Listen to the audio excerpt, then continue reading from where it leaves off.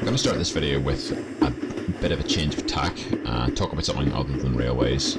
If you say TT to most people, they probably either think of motorbikes or Audis, but back in the day a tourist trophy was, as it sounds, a motor racing event designed to encourage overseas visitors. Northern Ireland actually hosted two tourist trophies. There was the Ulster TT at Dundrod, and there was the Ards TT, which was run between Dundonald, Cumber and Newtownards. On race days, the Belfast and County Down Railway played a significant part, obviously ferrying spectators to the race and back. But there was one slight issue, which was that the Newtownards branch of the railway actually crossed the racetrack at the bottom of the Newtownards road. So on race days, the cars had to cross the railway, and that was the only point in the course that actually happened. And obviously the race was dangerous enough without the drivers having to contend with trains as well. So there was a simple solution, which was that trains would just stop either side of the level crossing, and the passengers would use a wooden footbridge to get from one side to the other, or stop and have a free gander at the race. From Cumber, the track followed this sort of slingshot round the south of the village and ran through a couple of level crossings, one of which was where the roundabout at the top of Killinchy Street now sits, and the other is at Glassmoss, which I just mentioned. And then the next one after that was northeast of there through Ballyhenry, which I already talked about in my Cumber video, but which I'll mention again.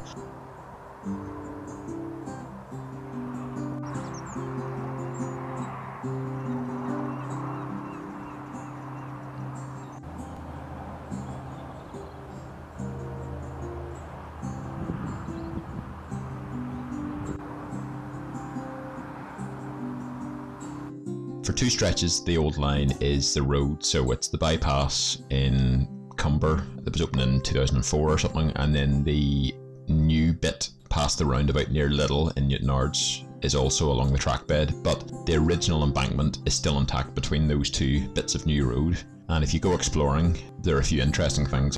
There's a modern housing development near the railway, and there's this tunnel, which from the look of it probably is an access tunnel rather than a road. From what I know, in many cases the railway company had to buy land from farmers, and in a few cases they had to build an archway in the railway embankment to allow them to get from one field to another, or allow them to access land that was dissected by the railway.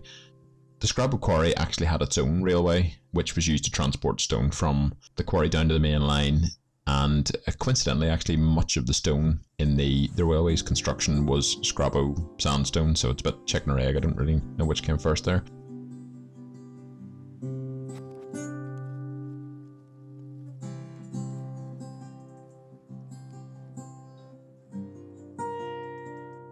There were actually two stations in Newtownards over the years. The earlier one was right here, which is why we have this stone wall, and what is now Lewinters, or however you pronounce it, was the railway hotel. But sadly this is where the Ards TT met its end after only 9 events, when a local driver called Jack Chambers lost control of his car and veered off and crashed into a crowd of spectators. There's evidence of the old embankment here near Ards Shopping Centre.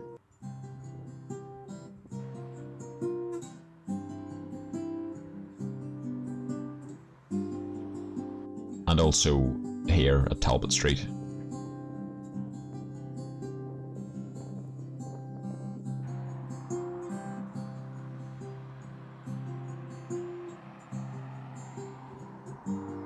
And there were tunnels over Scrabo Road.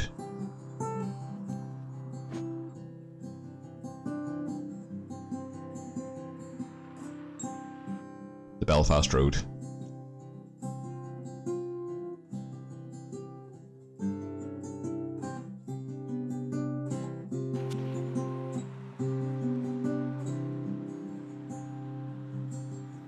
And the Crawfordsburn Road.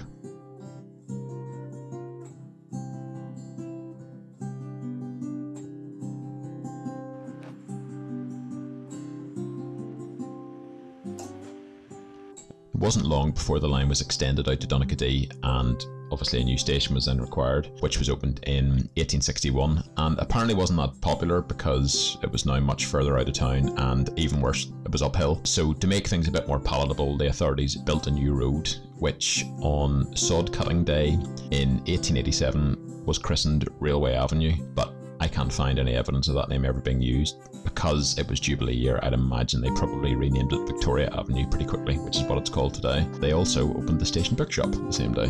The new station itself wasn't dissimilar to Cumber in appearance, and it's where the South Eastern Regional College now stands, and as with the first station, there's nothing left of it except the perimeter wall.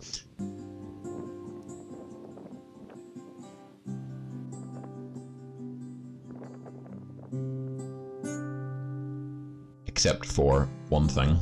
Yeah, if you go looking for it, this tunnel is still there, but you have to go the long way around and approach it from the opposite direction.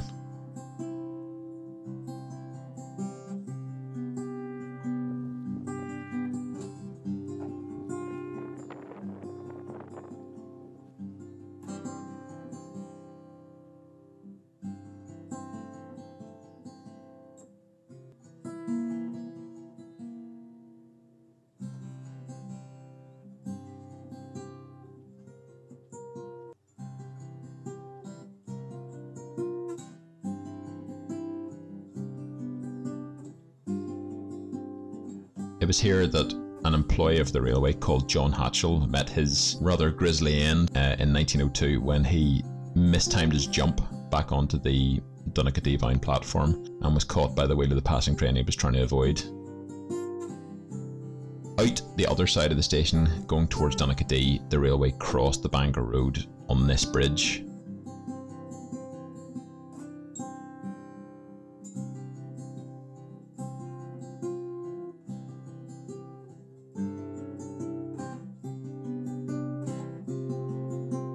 Obviously it's now long gone, although the embankment is still there, which is actually how you get to the tunnel. And there's a partial walkway on the other side that runs along the top of the River Hill housing development.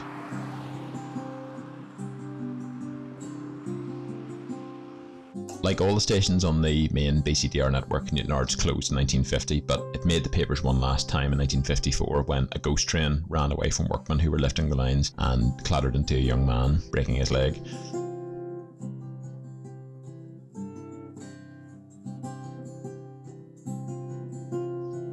The only other mentions in the archive that I can find are firstly somebody defending the railway staff after a stressful day dealing with the crowds going to the 1887 Belfast Agricultural Show.